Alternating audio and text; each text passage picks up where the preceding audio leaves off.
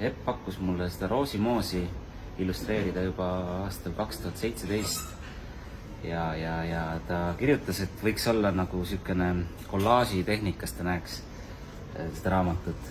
Ja minu jaoks on see täiesti uus tehnika, sest ma olen kogu aeg teinud ikkagi akvarelliga, pintsliga paberile ja siis seekord sai palju katsetatud.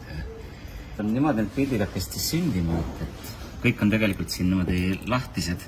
Siin on ta juba kinni, aga tegelikult iga pilt on eraldi tehtud.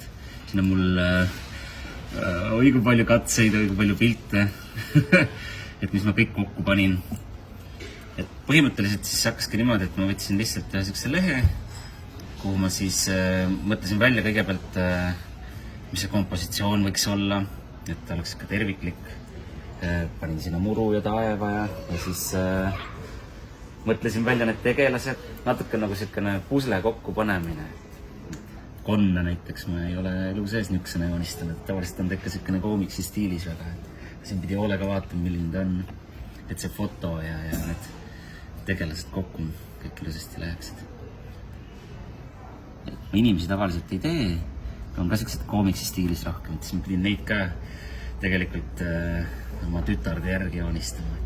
See on minu vanema tütre järgi joonistatud ja siis teine, kus on siin kummardub, tegelikult minu noorema tütre järgi joonistatud.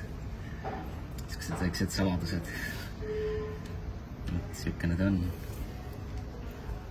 Ta läks jah, lõpus, ega alguses on jah, see mõte on selline lihtne, et kollaaži stiilis sa paned kokku ja hästi lihtne, aga tegelikult see lõpus see detailide kokkusaamine, see on ikka päris selline aega nõudev töö, nende detailide paika panemine. Aga ta oli hästi lõbus oli teha.